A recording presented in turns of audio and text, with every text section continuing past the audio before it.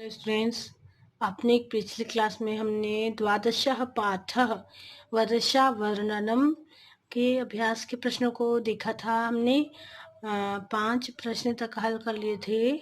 छठवां प्रश्न है शुद्ध वाक्यानां समक्षम आम अशुद्ध वाक्यानां समक्षम न इति लिखत। इसमें पहला है प्रवासिनः नरः स्वदेशान यान्ति।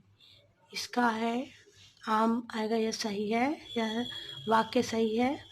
दूसरा है विपुलाः वर्ष प्रवेगाः प्रतन्ति, तो यह भी सही वाक्य है, तो यह भी आम आएगा। फिर है प्लवंगमा मृदंगनादम कुर्वन्ति, तो ये इसमें ना आएगा क्योंकि यह वाक्य सही नहीं है। प्लवंगमाः मृदंगनादम कुर्वन्ति, यह सही नहीं है। फिर है दूसरा प्रश्न नंबर घ नरेंद्राः निभृताः, तो यह जो यह सही है, आम आएगा यहाँ पर। फिर है धरणी अतृप्ता, यह जो है जब वर्षा होती है तो धरणी जो है वह धरती तृप्त हो जाती है, इसमें अतृप्ता लिखा है, तो यह न है क्योंकि ये सही नहीं है वाक्य, इसलिए। चलिए देखते हैं प्रश्न नंबर 7। प्रश्न 7 है अधोलिखित शब्दानां मूल शब्दम विभक्तिम वचनम च लिखत। इसमें शब्द दिए हुए हैं, मूल शब्द और विभक्ति वचनम आपको लिखना है, जैसा कि पहला किया हुआ है। नराह, नराह का मूल शब्द है नर, विभक्ति है प्रथमा और वचन है बहुवचनम। इसी तरह से का प्रश्न का है शिखिनः, शिखिनः का मूल शब्द है शिखिन, विभक्ति है प्रथमा और बहुवचन में है यह। फिर है प्लवंगमा, प्लवंगमा का मूल शब्द है प्लवंगम और विभक्ति है प्रथमा और यह भी बहुवचन में है। फिर है नद्यः, नद्यः का मूल शब्द है नदी और यह प्रथमा विभक्ति है और यह बहुवचन में है। इसी तरह से प्रश्न घ है जलम, जलम का मूल शब्द है जल, विभक्ति है प्रथमा द्वितीया दोनों भी हो सकती है और यह है एक वचन में है।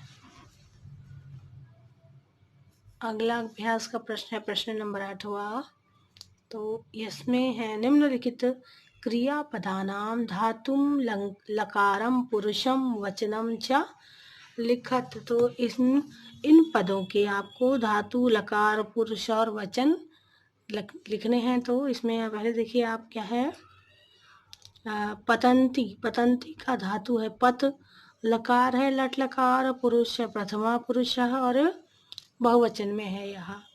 फिर है पहला है यान्ति, यान्ति का धातु है या और ये लट लकार में है, फिर प्रथम पुरुष और बहुवचन में है। फिर है प्रवहंती, प्रवहंती का प्र प्लस वह है, फिर ये लट लकार है प्रथम पुरुष बहुवचन में है। फिर है प्रवांती, प्रवांती का प्र प्लस वह है और लट लकार में है, यह प्रथम पुरुष में और बहुवचन में है। इसी तरह से है ध्यायन्ती, तो ध्याय है इसका धातु है, फिर लट लकार है प्रथम पुरुष और बहुवचन में है।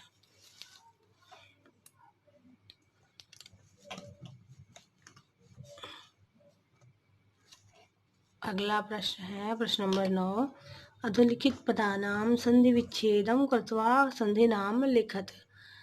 इसमें आपको पद दिए हुए हैं, इनका आप संधि विच्छेद करके उसका नाम लिखना है। जैसे कि पहला है मृगेंद्राः, संधि विच्छेद करेंगे तो मृग प्लस इंद्रः गुण संधि, यह गुण संधि है। इस तरह नद्यो जलम, फिर है नद्यः प्लस जलम, यह विसर्ग संधि है। फिर है धनोपगूढ़म, धन प्लस उपगूढ़म गुण संधि है यह। फिर है जलौधेय, जल प्लस औधेय वृद्धि संधि है।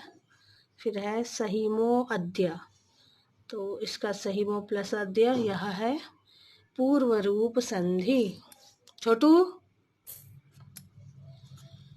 प्रश्न नंबर 10वां है अधोलिखितान उपसर्गान योजविद्या शब्द निर्माण कुरुत। तो योजयित्वा शब्द निर्माण करना है। तो पहला है प्र मूल शब्द है शांतम, उपसर्ग युक्त शब्द है प्रशांतम।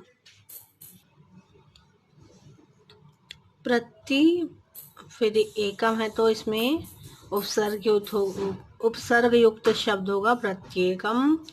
विजयः विजयः, अधिकारः अधिकारः, संपूर्णः संपूर्णः, उत्पन्नः उत्पन्नः। इसी तरह से प्रश्न नंबर 11 है अधोलिखित शब्दानाम प्रदत्त शब्द है, इसका पर्यायवाची शब्द लिखना है। तो वायु का पवन होता है जिस तरह से, उसी तरह नराः का मनुष्याः, वारिधराः का मेघाः, शिखिनः का मयूराः, प्लवंगमाः का मंडूकाः, महिधरणाः का पर्वतानाम। फिर अगला प्रश्न आपका योग्यता विस्तार है। तो इसमें आपके करने योग्य हैं कुछ। पाठे समागतानाम श्लोकानाम लयबद्ध गानम कुरुत। इसमें जो आप श्लोक दिए लयबद्ध गान कर सकते हैं आप उनको। फिर महर्षि वाल्मीकि जीवन वृत्तांतम पठत। महर्षि वाल्मीकि के जीवन परिचय पढ़ सकते हैं आप कहीं से भी ढूंढ कर। रामायण ग्रंथतः प्रकृति चित्रण विषयकान 10 श्लोकान लिखा। तो रामायण ग्रंथ में प्रकृति चित्रण जो किया हुआ उसके ऊपर आपके 10 श्लोक हैं जो वहाँ से लिख सकते हैं। फिर रामायण ग्रंथ से सप्तकांडा नाम नामानि लिखत। रामायण ग्रंथ की जो सप्तकांड है उनके नाम लिखना है आपको। फिर वर्षतु इति विषय अवलंब्य संस्कृते निबंध रचनाओं कुरुत। तो वर्षा के ऊपर आपको निबंध रचना कर सकते हैं। तो आज के लिए इतना ही, हम अब अगली क्लास में मिलेंगे।